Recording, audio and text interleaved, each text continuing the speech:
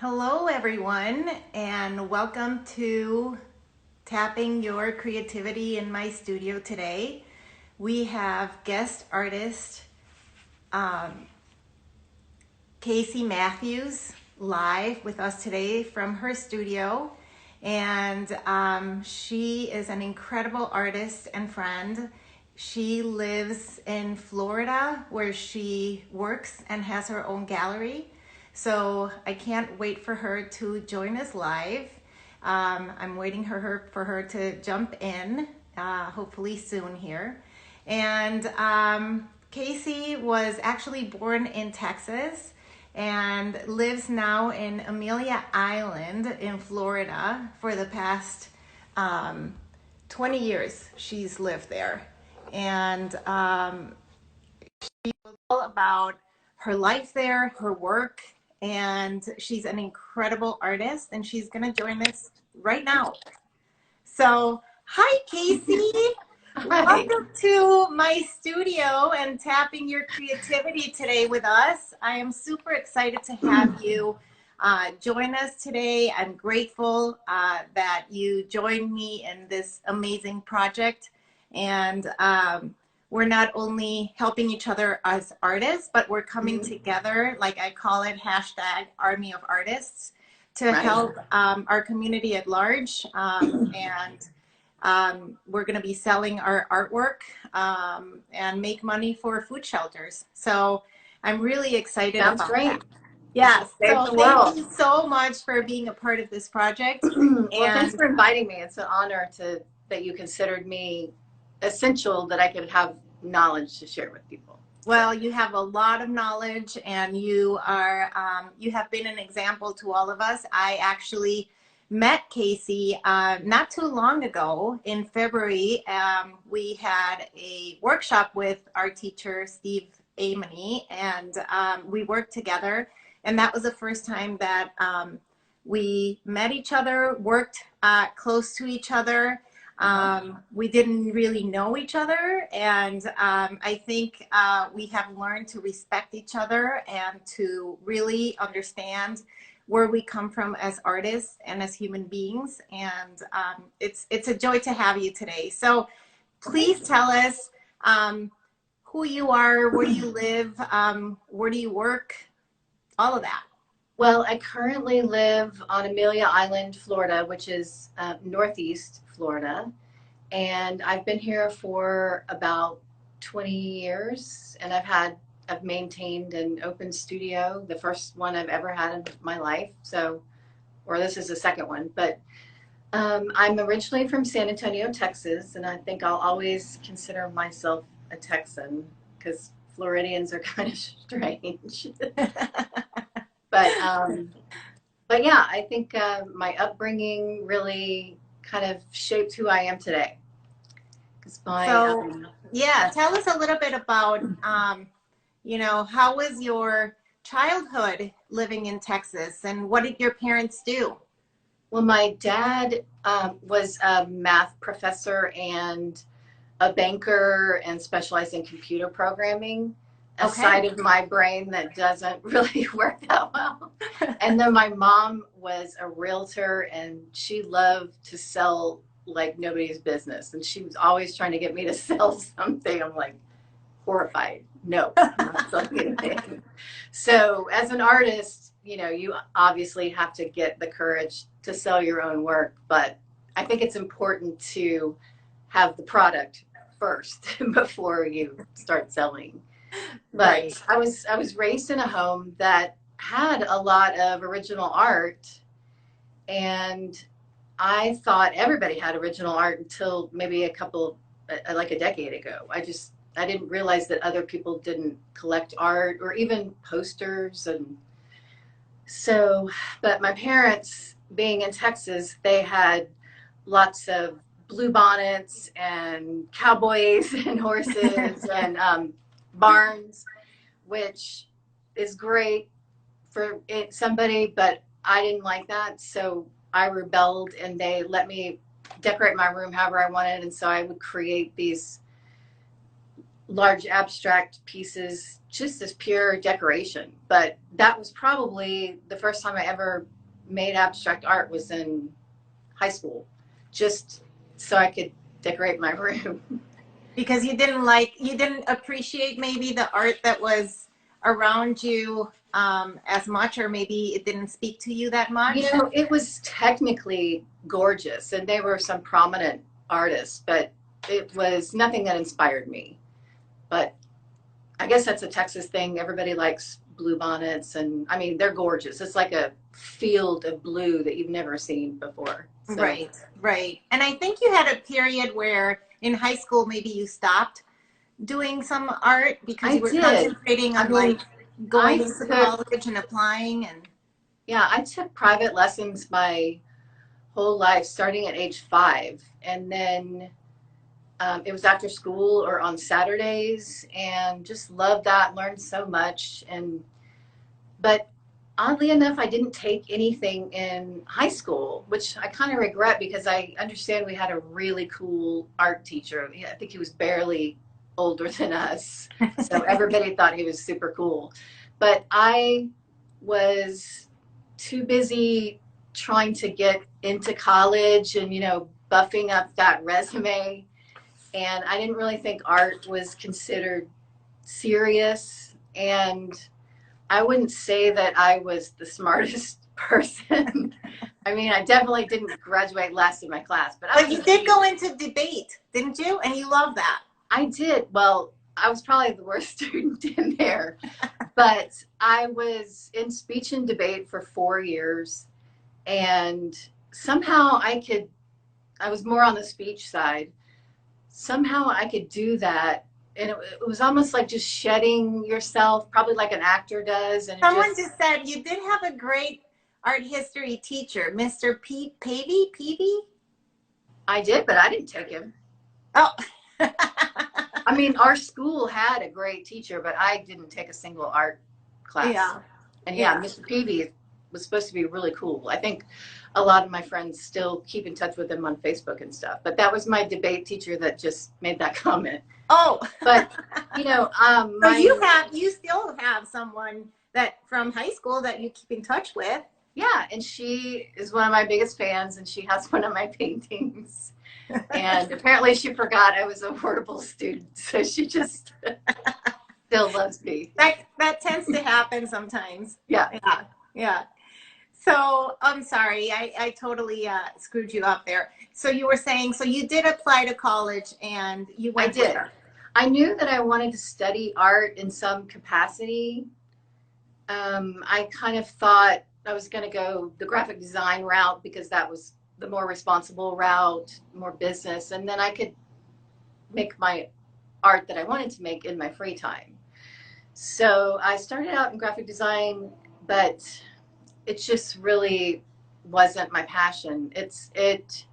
You use a side of your brain that is so nitpicky, and you're worrying about the kerning, the spacing between letters, and the relationship of things, and where a period is. And Yeah.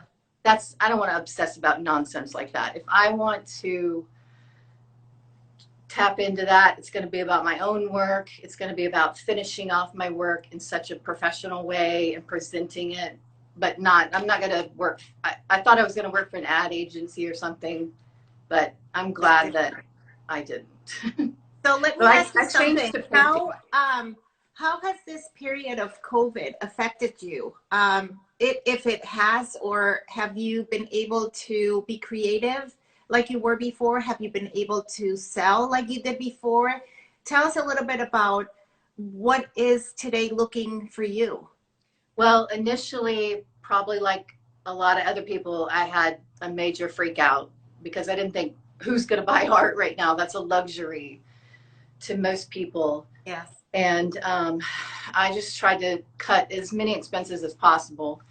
But then, and I didn't even want to go to my studio because I was too cheap to turn on the air. I mean, that's how freakish. Well, and it's your livelihood. You live from selling your artwork. Right, I do. I don't have anything else to fall back on. But so I've brought a few materials home, and I set up in my kitchen, and I was making some small things. And I'm the type of person that I'm keep going no matter what, even though it looks like crap. I know it's gonna come. Everything comes full circle in the end. So I was making these small things and had a really good response from that. And my partner was really gracious enough to let me make a pigsty in our kitchen. Yes. I mean, he's my guardian angel. He saved my life. But Well, we need support right now from yeah. anywhere that we can get it, right? So I started doing that. I think it's important just to keep moving. And I mean, there's probably been 1 or 2 days where I didn't get out of my pajamas and I watched TV all day, but I am already a depressive person. So I know that I can't allow myself to do that. Otherwise it's going to be hard to get out of that hole. So, Yeah. I mean, I just brought some supplies home and was just making stuff. I mean, some of it didn't look like junk, but I can bring it back. And there's nothing more challenging than working yourself out of an ugly painting. That is very true. When we do things every day, we like challenges like that. We push ourselves to work out of our comfort zone, and that's how the great things are born. That's how things are invented. That's how people are writing new songs these days. And when I say artist, I also kind of mean musicians and actors and Yeah, and anyone that follows on anyone that's creative. Artists. So and I also think that great things truly happen in times of adversity. Exactly. And the things are invented, they're created, they're discovered, they are breakthroughs that are happening. Right. And it all applies to every single thing. It happens in science, it happens in technology, and it happens in art. We kind of record as artists the times that we're living in. So it is as important now more than ever to feel everything that we're feeling. So then we can portray and have it, later on in 10 years, people will look back and say, look at what the artists made. So I think we're all in it together, and it's how we approach things. Yeah, I think as a society as a whole, we've really become complacent. I mean, everything is at our fingertips. Yes. And we live in an instant gratification society. So for something like this to just halt everybody, I mean, of course, you're initially going to have a freak out, but I mean, now's the time to learn guitar or do all the things. And I know that you and I didn't grow up in that society of instant gratification. We had to work for what we wanted, and we didn't have internet, we didn't have computers, we didn't have cell phones, and so that has helped tremendously for us today. My parents did not indulge me as much as I would have liked them to. I thought we were poor, but they just didn't think that I needed new clothes every single day, or a brand new car, or a brand new designer bag. I mean, so I didn't have very many toys.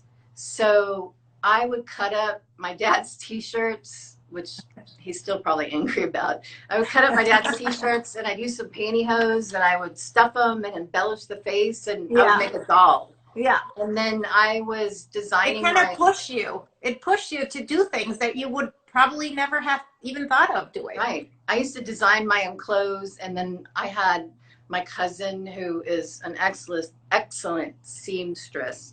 She would make anything I wanted. I mean, it looked really weird and crazy, but I was the only one that had that dress at prom. Right. So you never wanted to blend in. Let's put it that way. I didn't want to.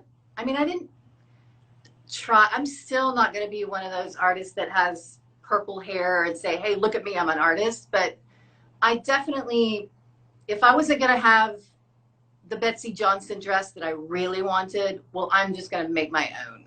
You know, that's kind of how I look at things. I love that, because that has made you who you are. Yeah.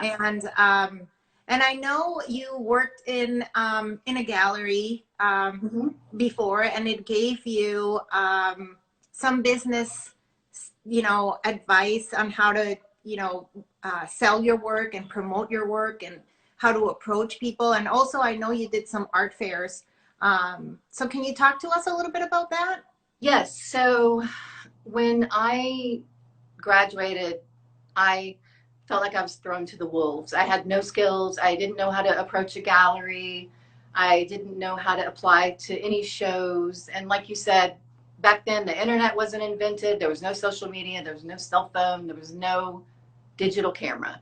So we had to physically take a picture and make slides and then submit those to a gallery or to get in a show or residency or an art fair. So I started doing art fairs, and I kind of begged my way in, and I said, hey, this is my first time. So here, I'm going to send you some extra images of my work. And, I got in. So that's advice that I'm going to give a lot of people, is just don't take no for an answer.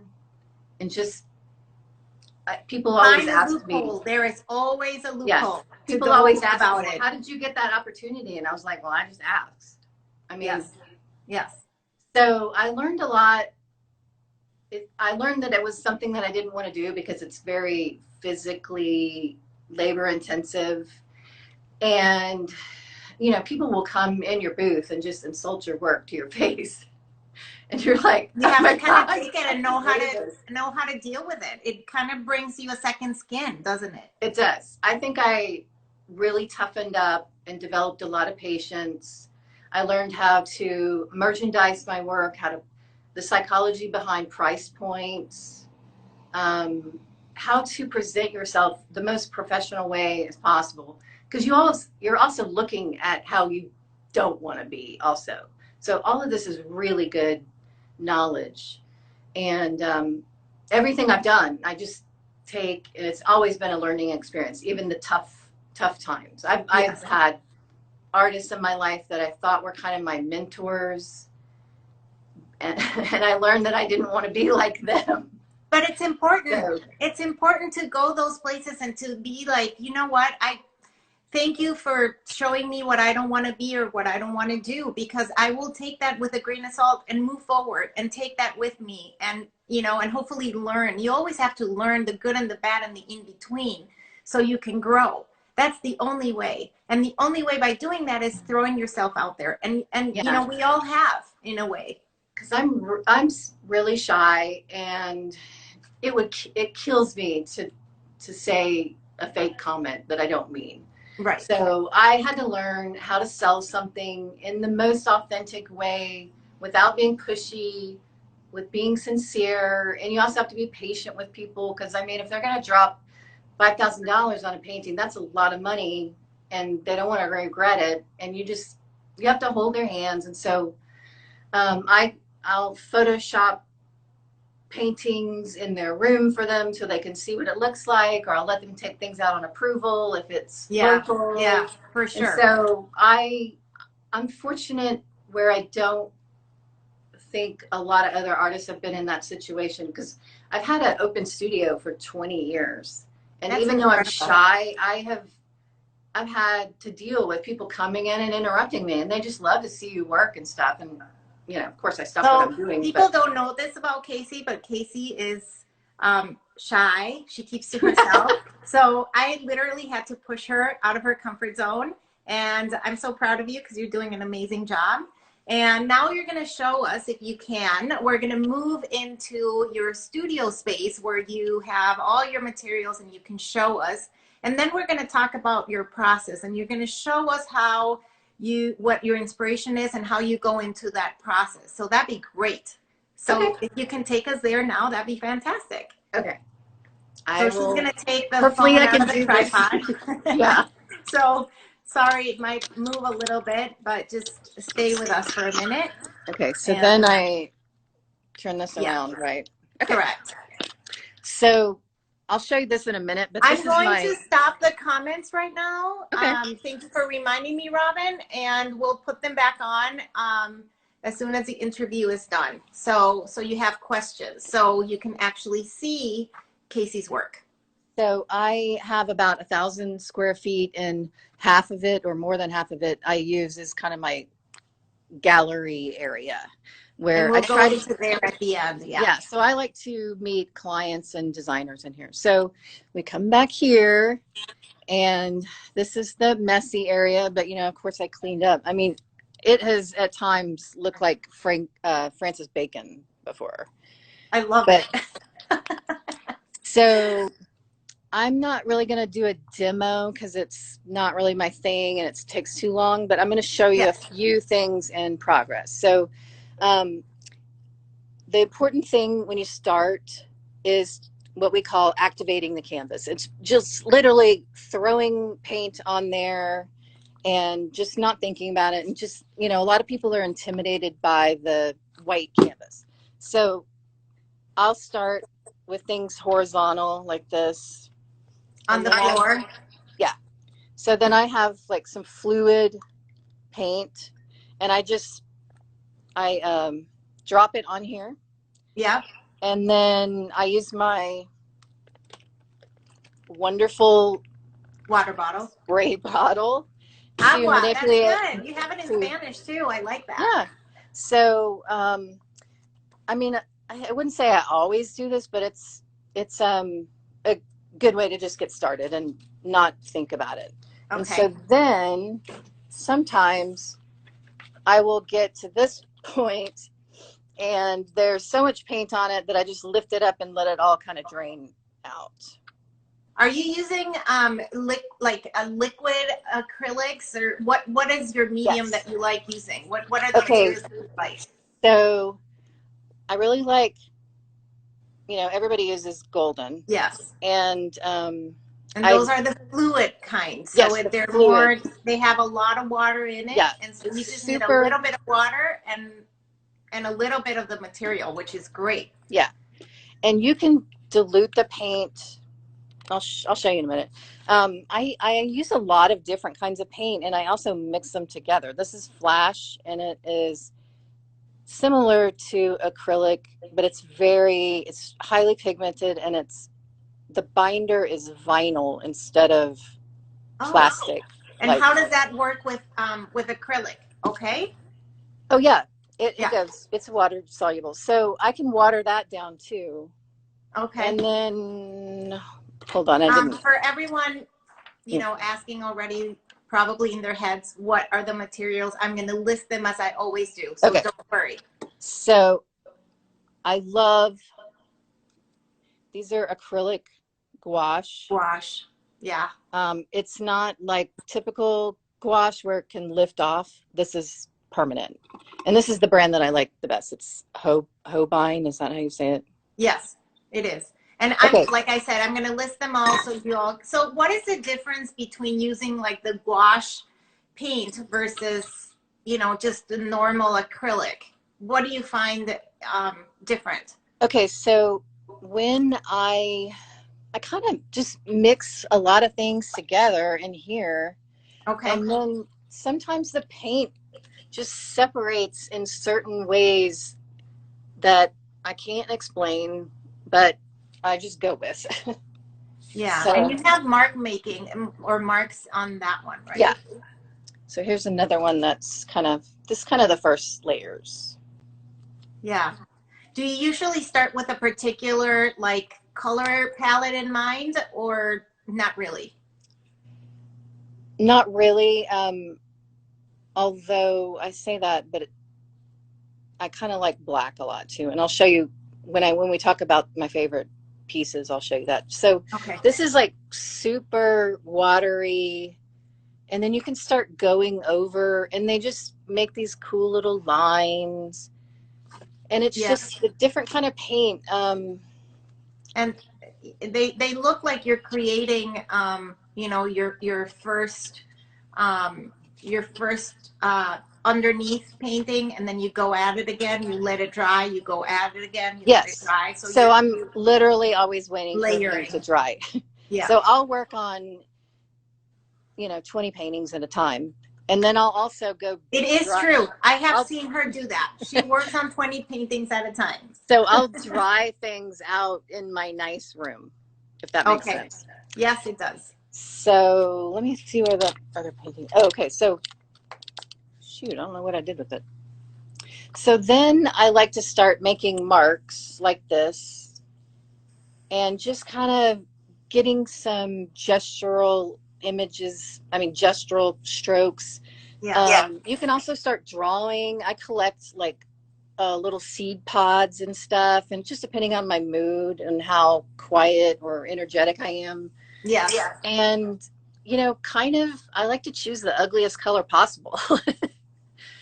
And my painting's not going to look anything like this, but I'll have some background reddish orange things peeking through. And that really is the language that you're starting to build within your painting. And it's very important for the beginners that are watching today to always have some sort of history with your surface.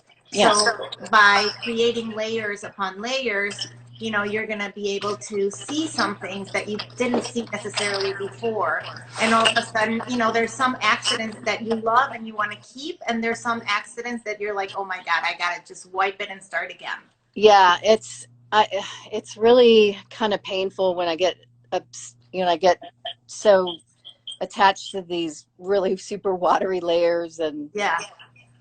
Sometimes I let them show, and sometimes they end up getting covered up. But then I think of painting kind of like composing music. So there is so many different layers to composing music. There's, the underlying things, and then you've got the, you'll have the big something come in. I have no musical language. But it's the notes. It's the musical notes, and it's it's the rhythm that I think it's more of the rhythm that you're talking about, and how the notes, in a song or on a composition, you have repetition of things, and I think that that's part of your paintings. They have repetition. They have a language. They have all this, mark making lines. Community and we'll see it more on a finished painting, what I'm saying right now. But you can actually see some notes on this one starting to appear. So this is sort of the second layer. And also important to me is kind of movement. Yes. So, I don't have to do like a circular movement, but I just like it kind of to flow or just have a purpose or something. Yes. And I'm experimenting with more, confident strokes, and I'm using different brushes. I used to use the same brush, and then I think it's important to use different brushes. I think you can see the different strokes, and so there you go. This is one of my favorite brushes. Most people will probably throw it in the trash, but I have a lot of old oil brushes, and they have the best scraggly marks. Yes, and you can push and pull the paint in such a different way than a new brush couldn't do that for you. And so this is just a house brush. Yeah. But I can just dab that in a palette and then pick up a bunch of colors and then make something like that. Right. And you can really tell in your pieces. Yeah, I like to know what I'm doing, but then also I think I'm successful because I don't know what I'm doing. Right. I just don't pay attention. It's just such an intuitive process for me. Yes, and it's the best way. I think it's the we all try hard to get into that intuitive moment when we're painting and not really thinking. So, I think that it's just as important to for the artist as for the viewer when they're seeing it and getting this guttural reaction? So I also use collage in my work from time to time. I used to use it more. I don't use it as much now, but for for an artist who's kind of afraid to approach a canvas or mess it up, I suggest that you can make all kinds of just random pieces of paper like this and start tearing them up.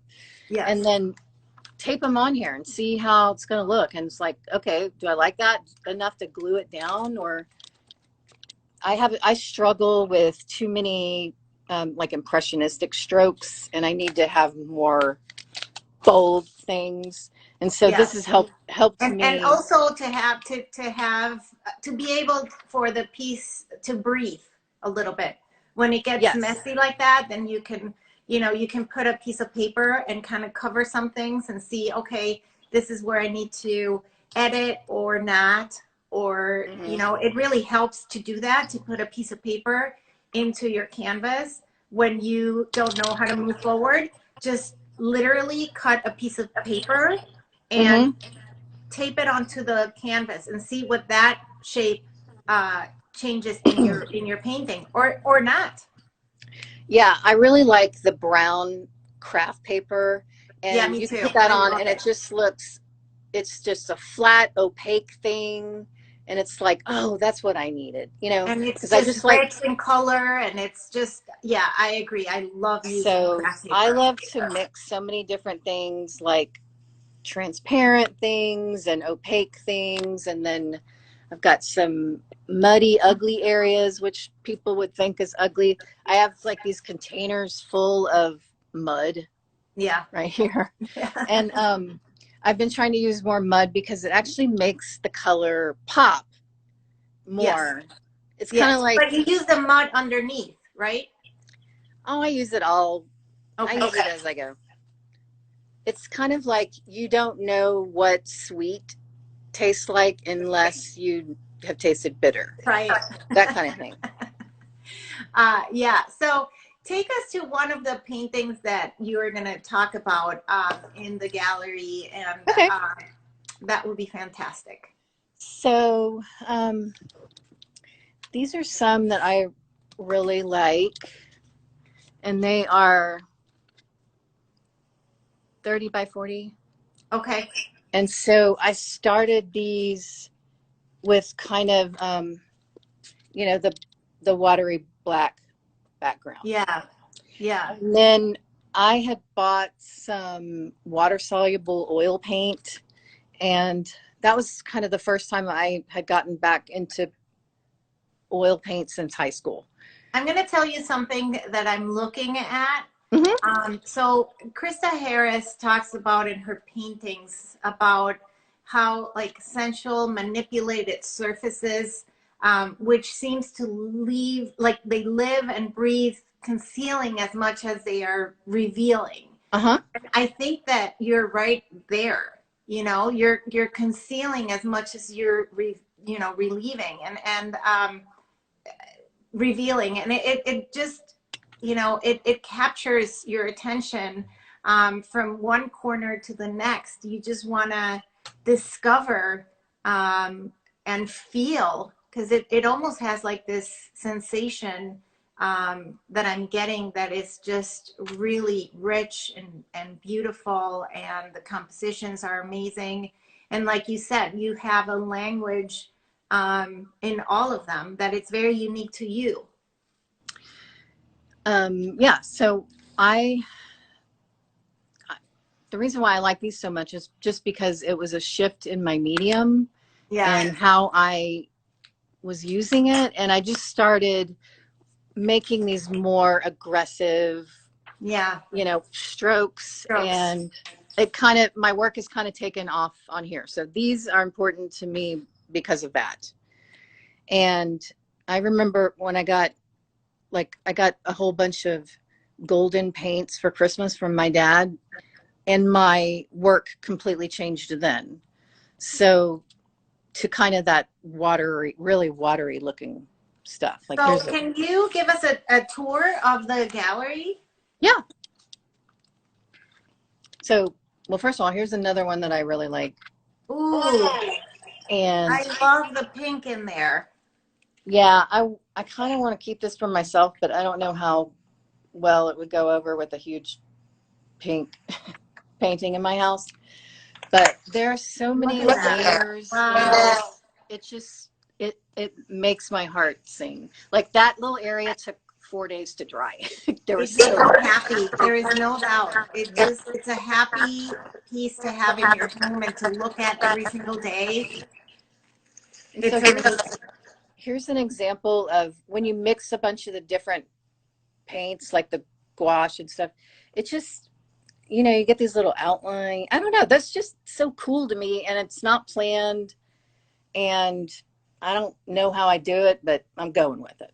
So, Well, and you know, I think that inside of you, you know, you're feeling it and you're going with what you're feeling. And then when you're done, it's just coming from your heart. So it's from an honest place. And that's why it's great. so I like this. It has so many different layers and so many different kinds of mark variations. And of course, I love the color palette. And, it's. Do you use any drawing materials? Yes, I do. Let me get over here. So I like to use charcoal, Okay. and I'll have to get you the That's name. okay. And then I really like a China marker. Okay. And Do that's you seal them with a spray or something? What do you do with that? I just seal it at the end, but it doesn't lift up like other graphite does. So is it a workable fixative or what is it?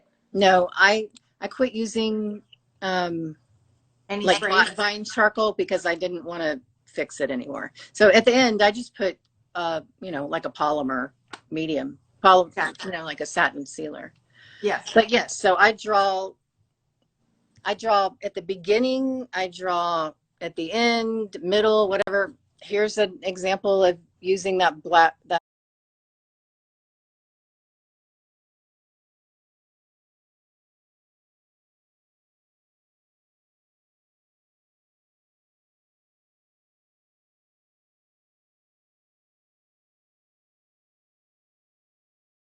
Phone and here's again so we another can one. see you talking. Sure. That'd be fantastic. There we go. So, because right now I think that it's important to talk about who are your influencers, who is, I guess, your old school influencers, and just tell us a little bit about that. Like, who influenced your work, or who do you look into for your work? Well, I have one very odd pick that I don't know if anyone else would pick, but um, Norman Rockwell of all people. When my parents must have gone to an art exhibit in the late 70s or 80s or something, and they brought home the big catalog that went with the With the show, exhibition. yeah, with the And exhibition. I literally would pour through that thing and study every single thing. And I just loved his sense of humor. And I didn't think he took himself very seriously. And those are things that I consider important to me and in my work today. And I thought he was the bomb as like a little 8-year-old or something. um, and then later on, so I had a job on weekends working at a restaurant, and I helped pay for my car insurance and gas, and then anything left over was my spending money. So, hold on. So one of my first big purchases, I went to the poster art store and I bought the Matisse, the iconic goldfish bowl thing. And I'm not sure I even knew who he was, but I loved him. The color was just crazy saturated, and the thing I love about him is that he leaves areas, white space. It Yes. almost looks unfinished. And I've had mixed artists say mixed things. They're like, no, you got to cover up the whole canvas. You Canvas. can't leave anything. And I'm like, well, I'm not doing that. Matisse did it. Yeah, So, exactly. good enough for him. It's good enough for me. Yeah, exactly. So I loved him. And then later I've read books about him, and he was very meticulous and very organized person. And I know, like, in your advice to artists, you have many bullet points, and I'm just going to go through them kind of in a faster pace right now. Okay. I'm going to turn on the comments back on. So if you have any questions, send them our way. So your advice to other artists. The first one you said, be patient. Yes. Be patient with yourself and with your work. Yeah, I've had so many people tell me that they admire my patience that, I guess I don't know why. I just know that I need to be patient with myself, and I know that I needed to get my art ready. So I knew that I wasn't ready to be in certain galleries, and I was willing to take the time and perfect my craft before approaching anybody. Yeah. Sometimes it can take years or decades for something to pay off. Right. And my advice to you is to just keep your butt working the whole time. Yeah. And don't just paint 20 paintings and sit back and wait for them to sell. It's like, right. Just keep going. And I don't worry about where things are going to sell or how it's going to sell. I just know that if I create something that I think is good, honest work, thank God for the internet, I'm going to find somebody in the United States or the world that loves my art. Exactly. So I don't have to rely on but you're talking, let's talk about, the role of galleries today and how, what do you think about that? I think they're still very important. I know a lot of people, they really need to physically come in and see the work, and then they need the gallery to help them bring it to their home, show it in their space. Galleries, they know many artists, not even the ones that they represent, so they can advise so many people on art. And they're also very patient. I mean, they have to deal with the minutia that I'm not up for. I don't like indecisive people. Well, and I think that there is, right now there's, the galleries are changing who they are. Yes. And what their role is. They have to adapt to a new world of internet, and how us as artists are, have this immediately. But I think that there is room for everyone.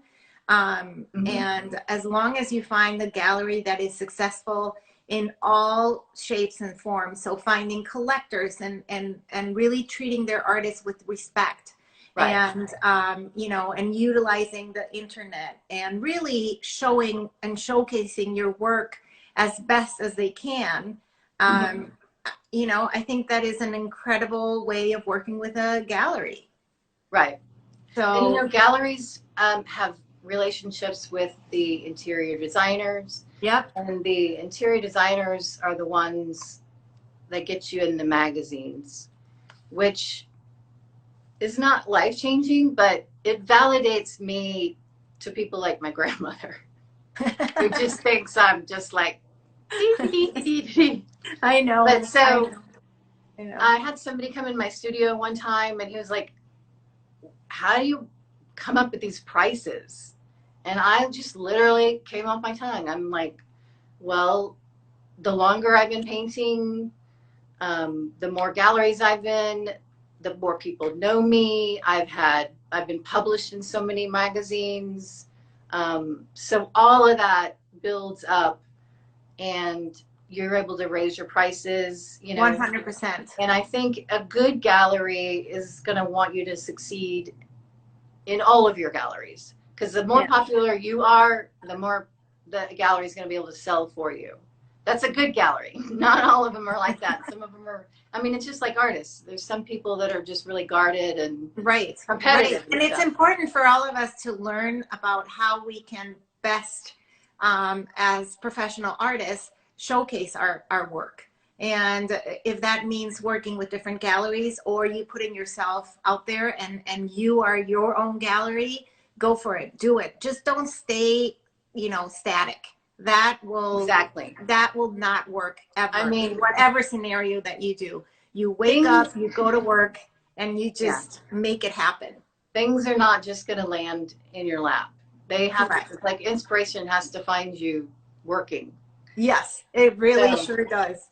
And so last but not least, I just, you know, you talk about staying humble, and I think that is very important for everyone. And I think that you are doing that yourself, and your work transforms into that. So thank you so much for an incredible interview today, and letting us see a sneak peek of who you are as an artist, as a gallery owner, and just everything that your process, your creativity, and sharing with us all this incredible secrets, and not being, you know, at this point jealous of sharing that, or making, you know, or feeling that you're going to be vulnerable by sharing it. This is not the time to feel that. This is the time to be sharing and acting all as one. Yeah, I agree. I've had, you know, several people, mostly non-artists, they're like, why don't give away all your secrets?